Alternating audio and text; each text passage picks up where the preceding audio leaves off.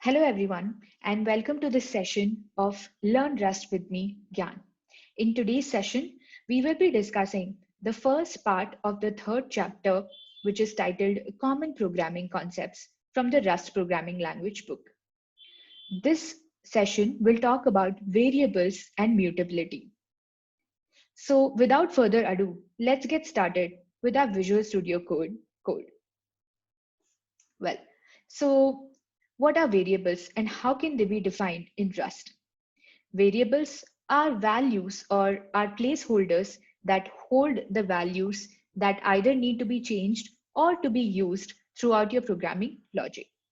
In Rust, we can use the key let to define a particular variable. It is important to note that one of the properties of variables is that by default, variables are immutable in Rust. What that means is you cannot change the value of a variable by default. If you want to change the value of the variable, you need to assign the keyword mut while defining a variable. Why is this important? This is important because your code may use different variables at different parts in time in different ways. Now, this particular keyword mut tells the compiler that, hey, this variable is subject to change as the program moves. Whereas other variables which are immutable or which are not mutable easily, the compiler knows that this variable is not going to be changed or is probably going to be changed hardly throughout the program. Therefore, it alerts your compiler about how this variable will behave throughout the program execution. Now let's look at some code. Here we have declared a variable x and we have given the keyword mut. What that means is I can change the value of x and assign it to another value. So here I have given the initial value of x to 5 and then I will change the value of x to 6. Let us see how the output of this program looks when we run it on the terminal. Now, on the terminal, I have created a file, or in my project directory, I have created a file called variables.rs, which is storing the Rust code. So I have created it inside a folder called variables, inside which there is another folder called source. Inside the folder variables is where I created my cargo project, which created a source folder as well as a main.rs file. I deleted the main.rs file and created another folder called bin, which is where I have stored all my scripts. So you can see the script variable.rs that I've stored here. Now let me go back and be at the source. I'm going to do cargo build. -- bin will allow me to just build or run any one file. Let me run it right away so we can see the output. The run command will both compile and produce the output as well as run. So variables. So as you can see, first it compiled it for us and then it created a target, the binary, and you can see the output. All right, let me clear this and rerun. So you can see that the value of x is 5 and the value of x is 6. So we can change the value of x because I've added the keyword mut. Let me remove the keyword mut and show you what kind of error is created. So as you can see, the compiler throws an error. It says that it cannot assign twice to an immutable variable, that is x in this case, right? So the overall file could not be compiled. Now let's take a look at how constants are defined. You might think that by default the variables are immutable, so why do we need constants? Well, the primary difference between immutable variables and constants is that immutable variables are still variables. We can apply some techniques to change the value of the variables eventually, right? But whereas constants, once we declare the constant using the keyword const, then the value of that constant remains the same throughout the lifetime of the constant.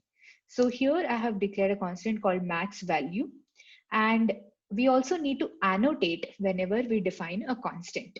We'll talk about annotation in just a bit, but here we are defining the data type of this constant, right? That is U32.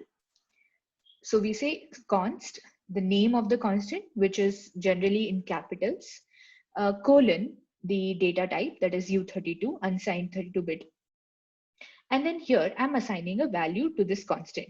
Now here, the constant is actually 100,100. But in order to improve readability, Rust allows you to put an underscore in order to ensure that you're able to write it smoothly. So if I want a 100,100,100, I can put two underscores and represent it this way. So let me print the value of the constant. Here I have a print statement. If you want to print any value, you can write print ln exclamation mark, then open brackets, write the statement. And then whenever you want to put a variable, you have to put curly braces, right? So here is where your variable will be printed. So I'll just hide this so the code readability is better. Let us run this code and see what it gives us on the terminal. Oops, sorry. I did not change the MUT. So as you saw, it gave me an error. All right. So here you can see that the value of the constant, which remains forever as 100,100. Now let us see some techniques using which we can make some changes in the immutable variable. There is a technique called shadowing, using which we can change the value of the variable and assign it to the same variable back. So if you see here, I've used the keyword let to define the variable y as 10, right? And in the next line, again, I've used the keyword let to change or manipulate the value of y.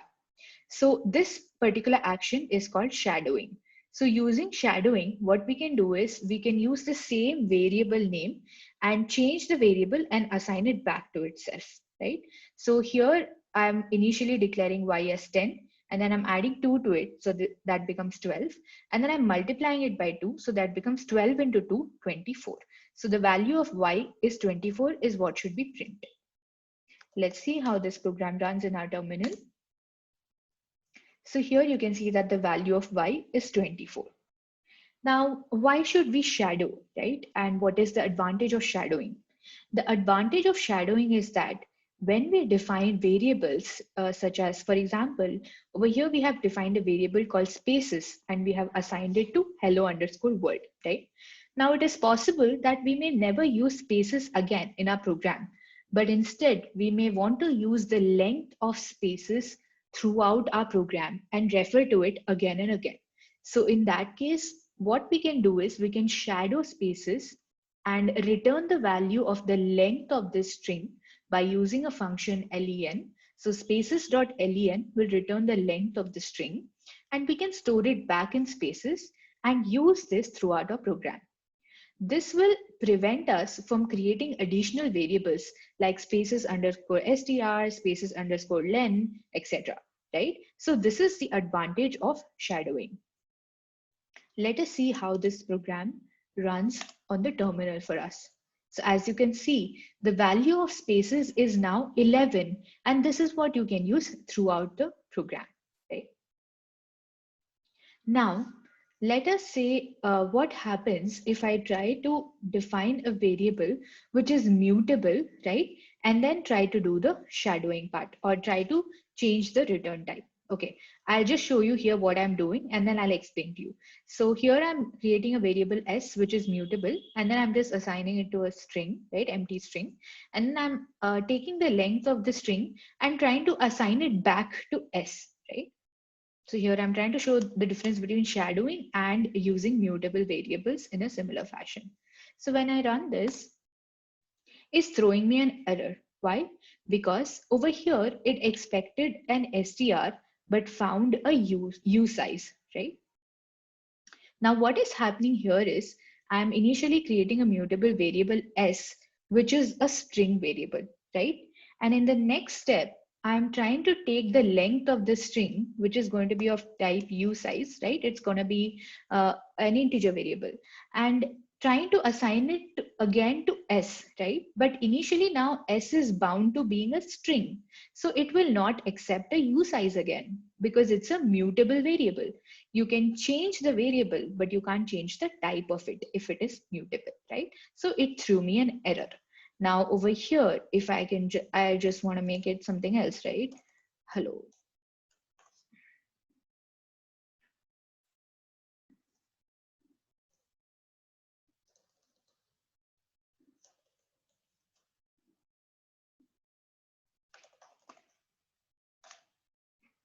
So here it's worked for us. Why? Because here I'm only changing it to another string. I'm not changing the type of it to to an integer, to a float, or anything like that, right? So here now it works for me and tells me that the value of s is hello, right? So this is a good reading for us with respect to variables and mutability. This code piece will be available on GitHub, and you can definitely go pick it up. In the next session, we'll take a look at the different data types. So just to summarize, variables are immutable by default. In order to make a variable mutable, you need to add the keyword mut. The difference between constants and variables is that the constants can be defined only as a static value, and the type of the constant should be annotated. So we saw that const max value colon the type, that is U32, is equal to some number, right? What is shadowing? We can declare a new variable that shadows the older variable, and in order to do the shadowing, we need to use the keyword let, right? And the same principles of shadowing will not apply to mutable variables. If you want to look at some more keywords, of course, as I'd already mentioned, you can go and look at variables and mutability chapter, and you can see the different examples that are being run here. You can see the difference, etc. The code samples that I've shown you are mostly inspired by whatever is over here. You can see the spaces.len, the example that I showed, etc. Right? So I hope you are now familiar with the variables and their mutability nature, and do practice a lot. So if you have any questions, feel free to drop it in the comment box and we'll definitely take it up, right? Thank you for watching this video, and I hope you are with me in the next video of data types and further as well with the other concepts. Thank you and have a great day.